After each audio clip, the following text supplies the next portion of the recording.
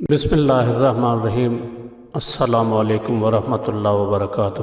ناظرین گرامی، قرآن مجید کی ایک سورت مبارک کا عمل ہے جو میں آپ کے ساتھ اس ویڈیو میں شیئر کر رہا ہوں، اور یہ اگر آپ کر لیں گے تو آپ کی جتنی بھی مشکلات ہوں گی، رزق کی تنگی ہوگی، اور خاص طور پر رزق کی تنگی کے لیے یہ جو عمل ہے یہ بہت زیادہ مجرب ہے۔ اس کو پڑھنے سے اللہ تعالیٰ آپ کی ساری مشکلات ختم فرما دیں گے، اور آپ کو ایسی جگہ سے رزق عطا ہوگا، مہیا ہوگا، جہاں پر آپ کا گمان بھی نہیں جاتا ہوگا۔ کیونکہ آج کل دولت کمانا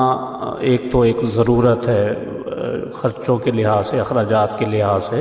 اور کئی لوگوں کا شوق بھی ہوتا ہے، کیونکہ جس کے پاس دولت ہوتی ہے سارے رشتہ دار، سارے دوست احباب اسی کے ہوتے ہیں۔ جس انسان کی حالت خراب ہو، مالی حالت خراب ہو، اور اس پر مفلسی، غریبی طاری ہو، تو اس پر رشتہ دار بھی ایسی باتیں کرتے ہیں، اور اس کو وہ پروٹوکول یا وہ عزت نہیں ملتی جو پیسے والوں کو ملتی ہے۔ تو یہ بہت ہی آسان سا عمل ہے۔ آپ نے کرنا اس طرح ہے کہ آپ نے مغرب کے بعد، جب آپ مغرب کی نماز ادا کر چکے ہوں، تو اس وقت آپ نے اول آخر درود شریف 7 مرتبہ پڑھنا ہے، اور 21 مرتبہ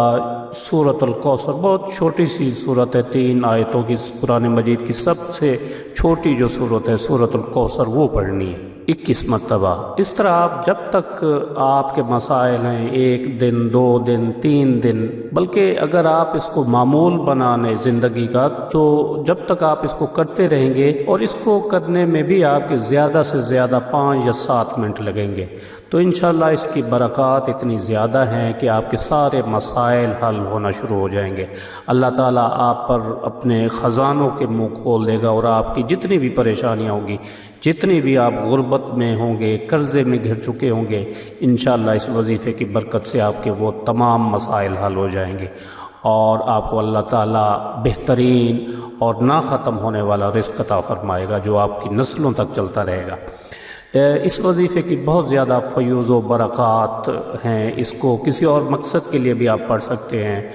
آج کل رشتوں کے مسائل ہیں، اپنی بچیوں کے لیے رشتے نہیں آ رہے ہوتے، یا کوئی اور مسائل ہیں، دشمنوں کا خوف ہے،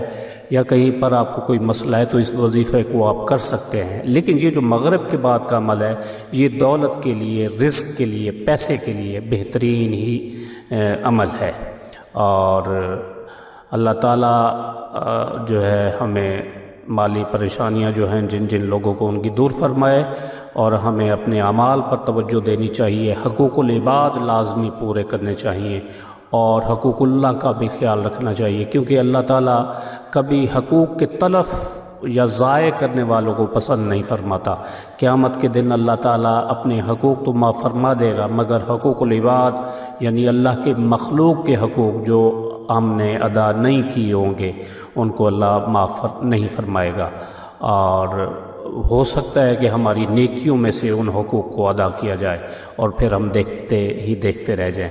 تو اللہ تعالیٰ ہم سب کا حامی و ناصر ہو۔ اللہ تعالیٰ ہمیں نیک اعمال کرنے کی توفیق عطا فرمائے۔ ویڈیو اگر اچھی لگی ہو تو اس کو لازمی اپنے دوست احباب رشتہ داروں کے ساتھ ضرور شیئر کریں، تاکہ اگر ان کے بھی کوئی مسائل ہیں اس قسم کے، تو وہ بھی اس وظیفے پر عمل کرتے ہوئے ان مسائل پر قابو پا سکیں۔